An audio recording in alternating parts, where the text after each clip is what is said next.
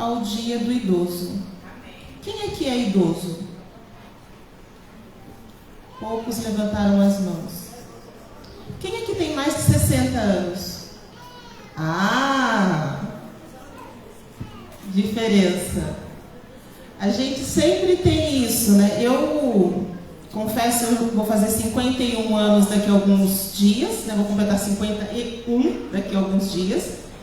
E eu confesso que eu fico muito lisonjeada quando alguém mais novo que eu me chama de senhora. Mas outras pessoas da minha idade falam, não, me chama pelo nome. Então, temos quase a mesma idade. Nasce com 20 anos de diferença entre uma pessoa e outra, né? E o que está acontecendo com a gente que a gente não quer? A gente não, né? Porque eu já assumi a idade que eu tenho e estou feliz da vida. Por que a gente não está assumindo a idade que a gente tem? Não se sente, né? Sim. Eu vou dizer uma coisa para vocês. Só existe um jeito de não envelhecer. Morrer jovem. É opção? Não.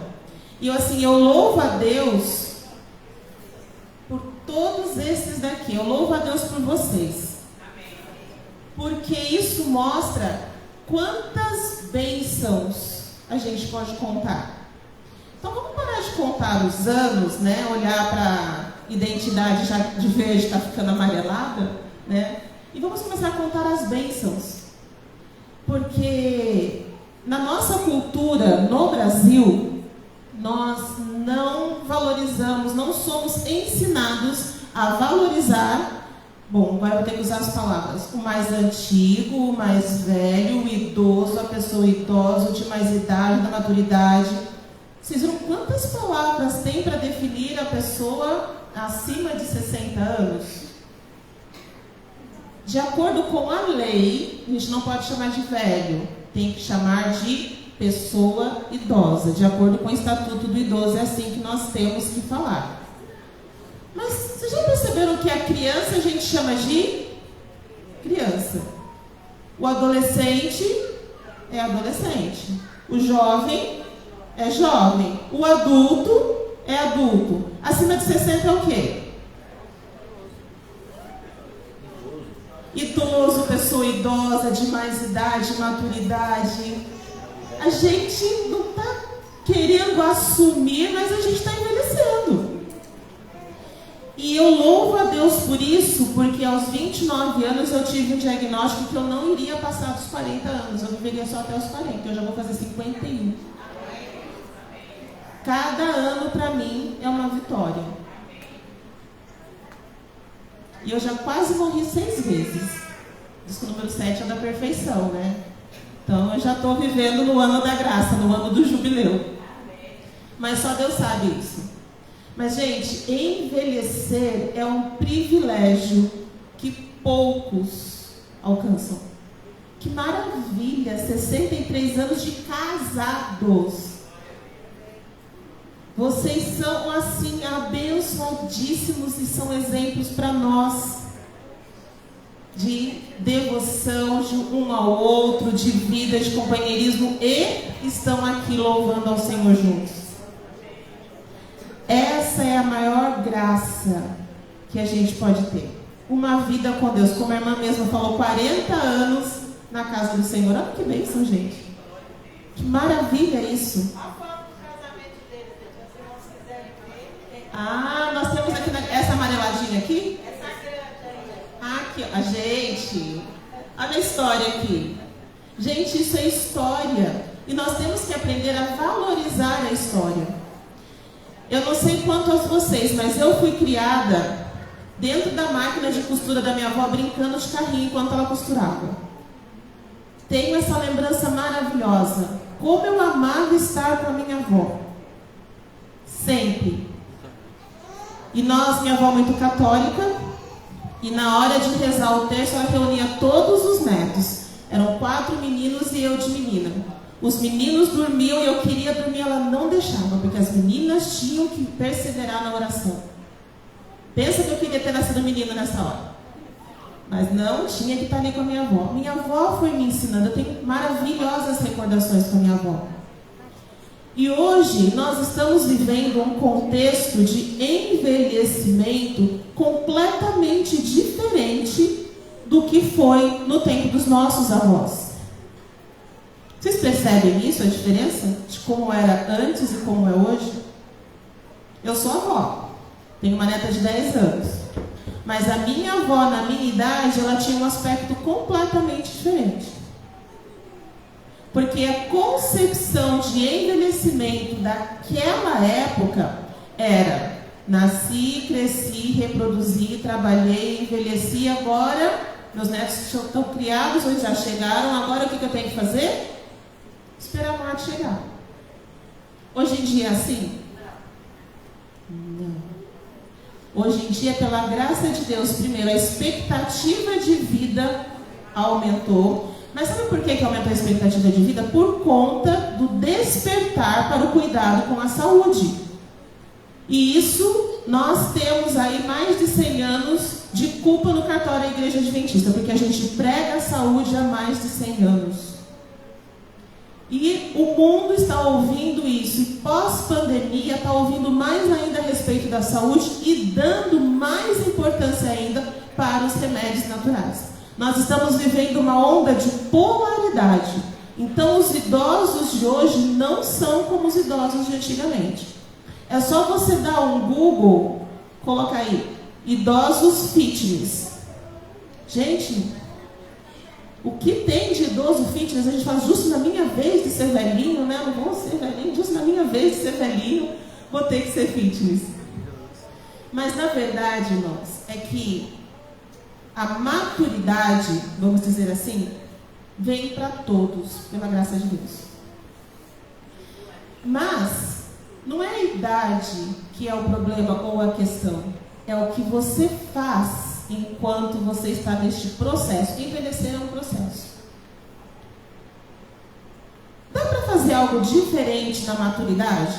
Dá para ser diferente na maturidade? Ou filho criado, os netos também, vou sentar com meu chinelinho de pompom, roupão, na frente da televisão, assistindo a Novo Tempo. Vocês acham que é só isso que dá para ser hoje, como idoso? Dá para fazer mais? Bom, alguns já estão nesse caminho, como eu falei, os idosos fitness. Mas e nós? O que nós estamos fazendo nesse nosso processo de envelhecimento?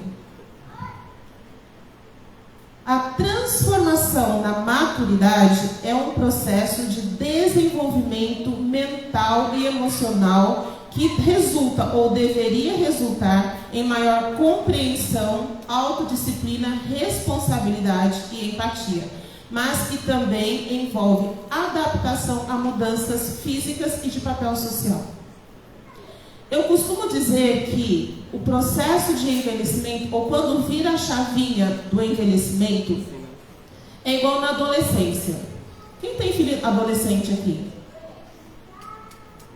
É fácil o período da adolescência? Não.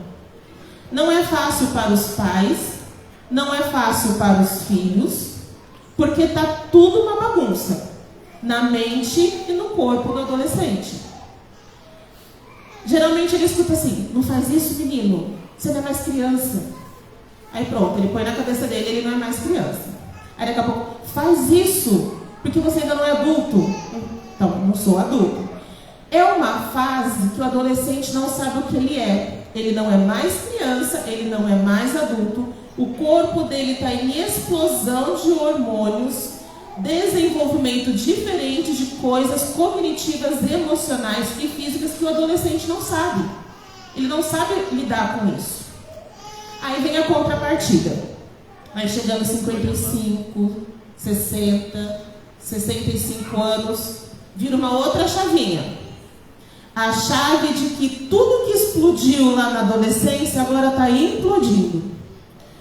Todos os pensamentos, toda a parte cognitiva, emocional, a carga que traz de uma vida inteira emocional e os hormônios, a parte física, muscular, vontades, tudo começa a ficar declinando, fisicamente falando. Eu comparo a parte do envelhecimento como uma segunda adolescência. Assim como o adolescente não é mais criança e ainda não é adulto, o idoso não é mais somente um adulto, mas ele também não é um velhinho incapacitante com o pé na cova. Então o que ele é? O que ele pode fazer? Qual é o lugar dele no mundo? Os filhos estão criados, já casaram, têm a própria casa, estão para a faculdade, estão morando em outra cidade. Aí vem a síndrome do ninho vazio. O que eu vou fazer agora? Muda completamente o ambiente familiar e muda também a percepção. Ainda também nessa fase da vida, você já completa a sua jornada profissional de trabalho. Aí tem diante de você a aposentadoria. E agora? O que eu faço? Esses dias eu estava no mercado, lá em Praia Grande, na fila do pão. E fila do pão é ótimo, né? Você conhece todo mundo se conhece, todo mundo conversa com a balconista. E eu estava atrás de um senhor, que ele estava comprando o pão dele, e eu escutei ele conversar com a balconista assim. Antes eu trabalhava, eu tinha o que fazer. Aí eu aposentei, vim para a praia, agora eu não faço nada. Aí eu virei para ele e falei assim, tem muita coisa que ainda dá para fazer. Quais são os talentos do senhor? Ele falou, eu sou marceneiro, eu faço isso, eu mexo com um monte de coisa, eu trouxe todas as minhas máquinas. Eu falei, pronto, empreende. Ele falou, é exatamente isso que eu vou começar a fazer. Vocês entenderam? A aposentadoria não é o fim. Ela pode ser um novo começo. Mas o que acontece com as pessoas quando elas passam 30 anos naquele mesmo ritmo? Gente, isso é biológico, isso é físico. Teu corpo está acostumado àquele biorritmo, acordar naquele horário, almoçar naquele horário, dormir naquele horário. De repente você tem um rompimento disso, até o teu cérebro, a tua parte cognitiva, não entende muito bem. Por isso que eu chamo de segunda adolescência. E nessa fase da vida, é muito importante a gente entender, respirar um pouco, o que está acontecendo nessa nova fase. Essa fase, ela se manifesta pela capacidade de assumir novas responsabilidades, de lidar com a vida de forma mais equilibrada, aceitar as mudanças e até mesmo buscar uma reinvenção profissional, mostrando que a maturidade é um caminho de crescimento e aprofundamento, não um declínio, não um final. Na época da minha avó, não tinha muita perspectiva além do que ela já tinha vivido. Quando ela se aposentou, ela virou dona de casa, porque na mente dela não tinha mais o que ela fazer. Hoje, quando uma pessoa, 65, 70 anos, se aposenta, ele tem muita coisa para fazer ainda. Basta ele olhar para o lado e entender o que está acontecendo e qual a situação que ele está inserido. Aspectos de transformação na maturidade. Na maturidade ainda é possível o desenvolvimento mental e emocional. É neste momento que a gente desenvolve a compreensão e a empatia. Vocês já ouviram falar da faculdade da terceira idade? Existe, são cursos excelentes para que a pessoa possa desenvolver emocional, mentalmente e agregar conhecimentos. Nessa fase da vida, a gente desenvolve uma maior empatia. Por quê? Porque a gente traz uma carga de experiência tão grande. Eu já me coloquei lá na 60, né? Você viu? A gente, né? Toda hora eu estou na gente, já me conscientizei que eu já estou lá. A gente traz uma carga afetiva e de experiências tão grandes que a gente consegue olhar para o próximo de uma maneira mais empática, porque aquilo que ele está passando, você fala assim, eu já vi alguém passar, ou eu mesma já passei. Então você consegue desenvolver empatia. Empatia é a capacidade de se colocar no lugar do outro e até mesmo ao ponto de sentir o que ele sente. Então quando você chega na maturidade, você traz essa experiência de desenvolvimento mental e emocional. Na maturidade também, você consegue melhorar a sua responsabilidade e autocontrole. Nessa época da vida, você já deve ser capaz de assumir as próprias responsabilidades e não jogar a culpa no próximo. Eu fiz minha responsabilidade, aceito com ela as consequências também. Porque a imaturidade é quando você fala assim, não foi a culpa dela, foi a mulher que o Senhor me deu que me deu a maçã. Isso é imaturidade. Maturidade é falar, não, eu comi porque eu vi que ela fez errado, então fiz errado junto com ela. Isso é maturidade. Então, quando você chega nesta fase da vida, você já deve ter também coerência e reflexão. Aprender com os próprios erros. E observar também os erros dos outros, não para criticar, mas para aprender, não replicar e principalmente ajudar se for necessário. A maturidade, ela traz essa capacidade cognitiva avançada. Psicologicamente falando, a pessoa ela deve ser capaz de discernimento. A maturidade, ela também traz mudanças físicas. O corpo passa por muitas transformações. Nada mais é como antes. A gente olha no espelho, aquele monte de cabelo que tinha já está pela metade, não tem mais tanto cabelo. A gente vê transformações, nós mulheres, o corpo que era uma silhueta mais desenhada, agora parece uma silhueta mais reta. Parece que só pegou 2 traços de lápis assim e pronto, está feito o corpo. Muda. Porque o físico muda. Os hormônios mudam. O nosso corpo, cientificamente, a cada 5 anos não é mais o mesmo, porque as nossas células se renovam todas as manhãs, assim como as misericórdias de Deus. Olha para as tuas fotos de 10 anos atrás, de 15 anos atrás e percebe os seus traços ósseos. São completamente diferentes. Com o passar do tempo, o rosto vai ficando mais quadrado. Quanto mais jovem é, mais afinado o rosto é. E assim são com todos os nossos ossos do nosso corpo. Tudo vai mudando. E aí nessa fase a gente começa assim. Nossa, eu era mais magro. Eu era com mais cabelo. Eu era assim. Eu era assado. A gente começa a se focar no que era no passado, ao invés de valorizar o presente. Então, o que nós temos que fazer? Entender a situação e o momento que nós estamos passando de transformação, que é bom. É a próxima fase da vida, e isso é ótimo. A gente está mudando de fase. E nós precisamos aceitar. A mudança faz parte. Assim como a criança cresce, do nascimento aos 2 anos de idade, ela muda completamente. Nós também, nessa fase da vida, a partir dos 55, 60 anos, já mudamos bastante. Eu olho no espelho, eu não me reconheço a mais da mesma pessoa de 5 anos atrás. A feição já mudou bastante. O formato do corpo já mudou bastante.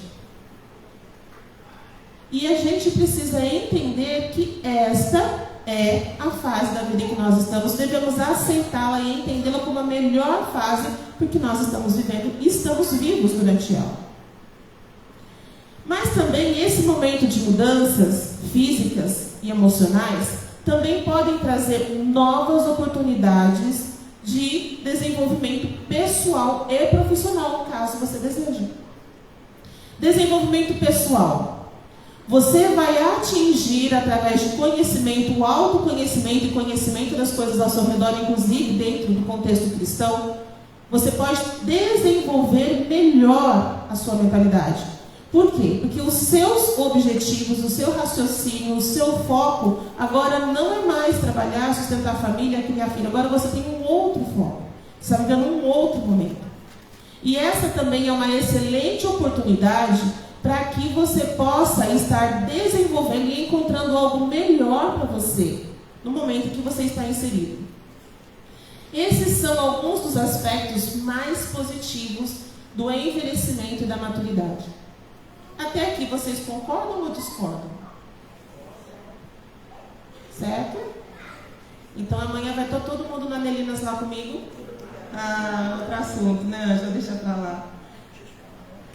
Como que a transformação na maturidade, a gente pode estar colocando isso na nossa vida? já falei de todas as possibilidades, já falei de todo o horizonte que nós temos ao nosso redor. Mas como que a gente faz isso acontecer? Primeiro, buscar o autoconhecimento, amadurecer as ideias, tirar do baú alguns sonhos.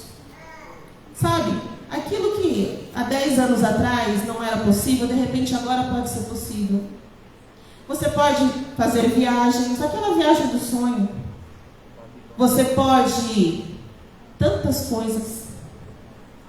O leque é gigantesco. Buscar o autoconhecimento, desengavetar sonhos e ideias antigas. Confronto positivo com a verdade, confronto positivo com si mesmo. Se olha no espelho e fala, como eu posso melhorar como pessoa? Há umas semanas atrás eu fiz essa pergunta para o meu esposo, como eu posso melhorar como esposa? Difícil, né? Mas a gente tem que fazer isso para nós mesmos. O mais difícil é para nós mesmos. Como que eu posso melhorar como pessoa para mim e também para o meu próximo? Que quando eu melhoro para mim e por mim, automaticamente eu também melhoro com o meu próximo. É uma fase, é uma oportunidade em que nós podemos melhorar como pessoa, como indivíduo, como cidadão, como cristãos que somos. Buscar apoio. Nem sempre nós conseguimos trilhar todos esses passos sozinhos, mas nós podemos buscar apoio e devemos, primeiramente em Deus. Sempre, em todas as minhas palestras, em todos os meus núcleos de atividade, eu começo com a confiança em Deus. É o primeiro remédio que a gente precisa tomar todas as manhãs. Confiança em Deus. Segundo, buscar apoio familiar. Se a tua família não pode te apoiar em alguma coisa que está de errado, a gente precisa amadurecer, entender o que está acontecendo no núcleo familiar, porque a partir de Deus é a nossa família, o nosso apoio. Depois, amigos verdadeiros. Amigo verdadeiro é aquele que segura a tua mão e ora com você no momento que você mais precisa. É aquele que te ajuda a trilhar um bom caminho. Esses são amigos verdadeiros. Amigos verdadeiros não são aqueles que te acompanham somente nas festas. É aquele que segura a tua mão no momento difícil. É aí que os amigos se revelam. E depois de todos esses, se for necessário, buscar ajuda profissional também para esta fase. Mas, Ângela, só porque eu estou mudando de idade, eu devo buscar uma ajuda profissional? Se você sentir necessidade, sentir que está difícil, sim. Não é vergonha nenhuma buscar um terapeuta, buscar um psicólogo. Aliás, nós devemos precisar sempre estar buscando ajuda profissional. Por que devemos precisar? Porque aí é onde a gente realmente olha para dentro de si e fala, não, preciso de ajuda.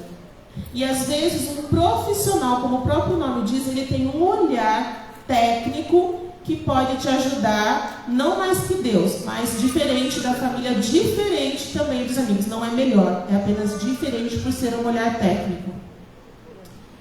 Ah, mas eu acho que essa mudança não é para mim não. Será que é?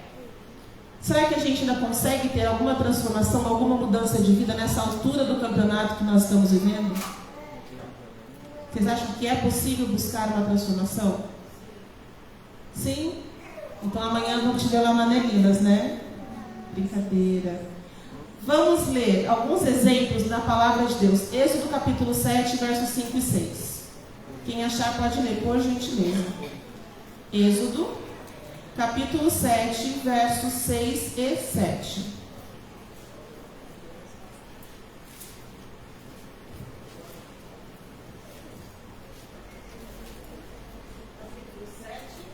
Versos 6 e verso 7.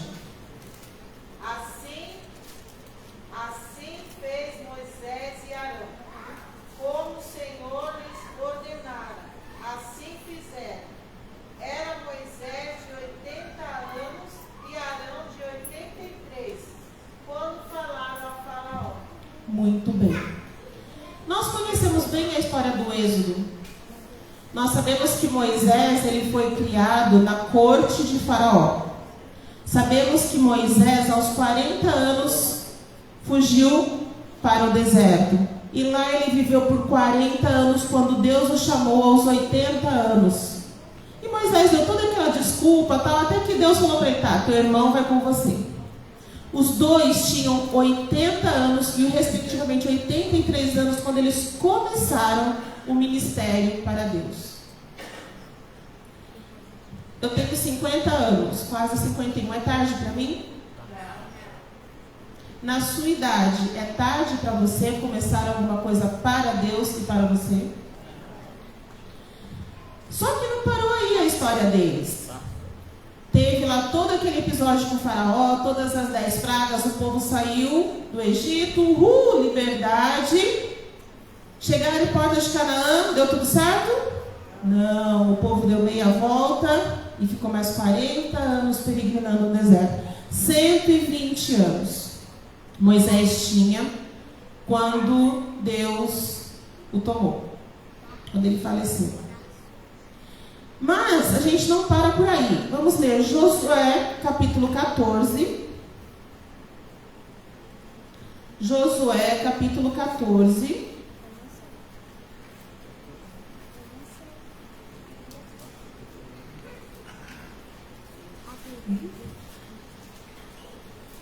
Capítulo 14, de 6 até o 13.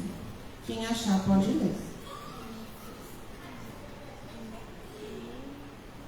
Chegaram os filhos de Judá a Josué em Gilgal, e Caleb, filho de Jefoné, o quenezeu, lhe disse: Tu sabes o que o Senhor falou a Moisés, homem de Deus, em Cades Barneia, a respeito de mim e de ti. Tinha eu 40 anos quando Moisés, servo do Senhor, me enviou de Cades Barneia para espiar a terra. E eu lhes relatei como sentia no coração. Mas meus irmãos que subiram comigo desesperaram um pouco. Eu, porém, perseverei em seguir o Senhor meu Deus.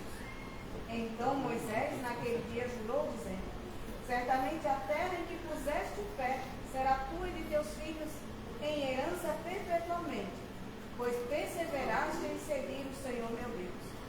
Eis agora o Senhor me conservou em vida, como me prometeu.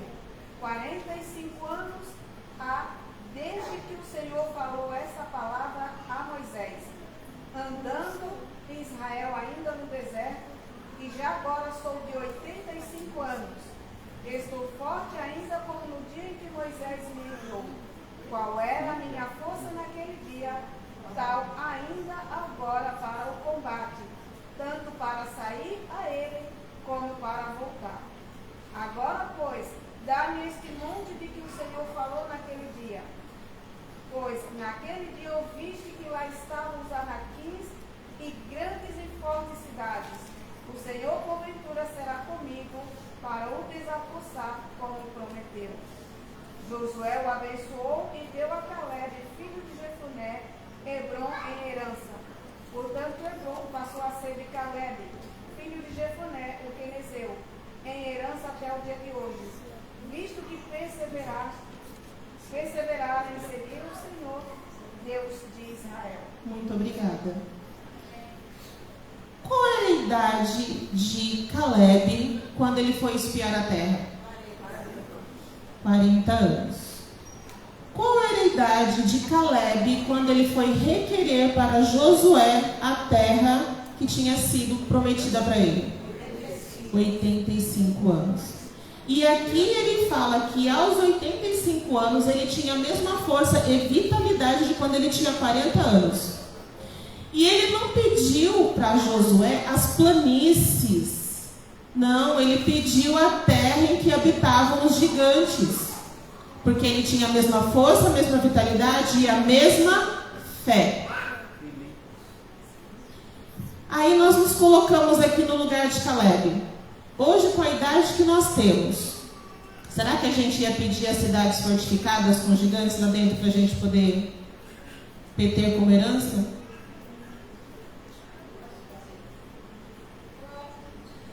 Mais uma para a gente poder conversar e pensar um pouquinho mais. Gênesis capítulo 12, de 1 a 4.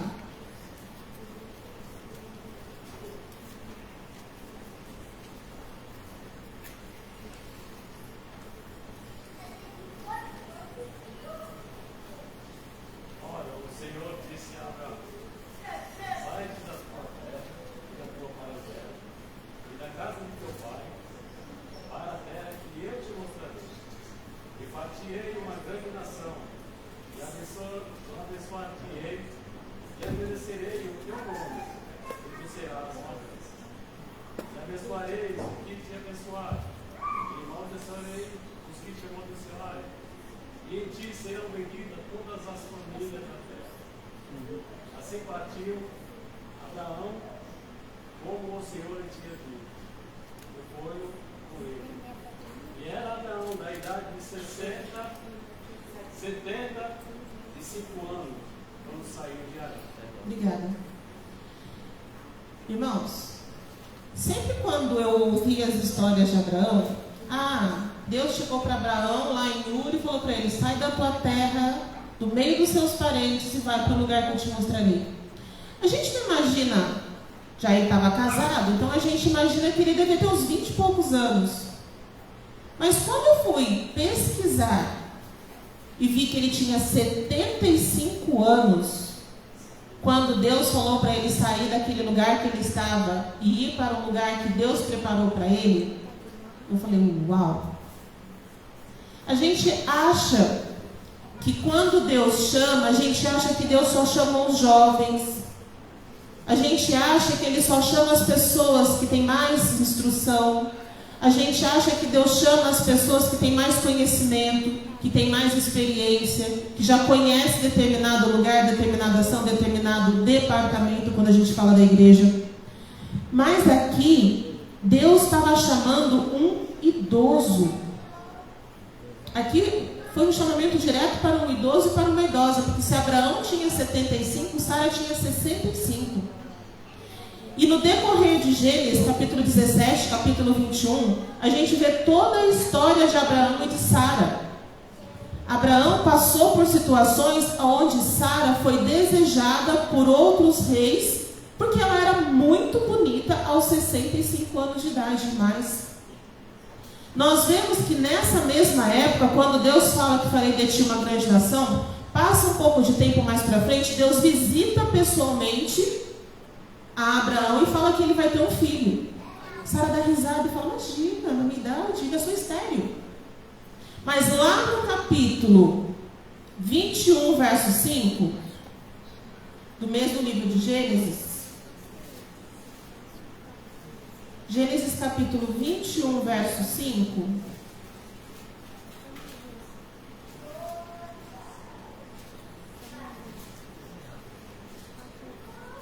diz assim: Abraão circuncidou a seu filho Isaque quando ele era de 8 dias, segundo Deus lhe havia ordenado. Tinha Abraão 100 anos quando lhe nasceu Isaque, seu filho.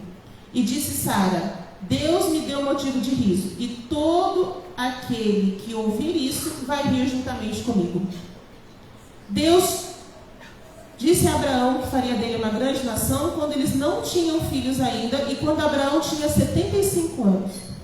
25 anos depois, Sara concebeu e deu à luz ao filho da promessa de Deus. Sara tinha 90 anos e Abraão 100. E amamentou. Cuidou e criou do filho. Sara faleceu com 127 anos. Ela viu Isaque crescer.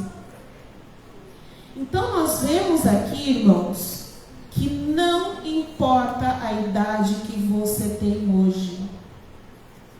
Você pode estar cansadinho, pode estar até desanimado, mas se Deus falar ao teu coração, ouça e atenda. Deus tem um chamado, Deus tem um dom, Deus tem talentos, Deus tem espaço e Deus tem um local para cada um de nós, dentro e fora da casa.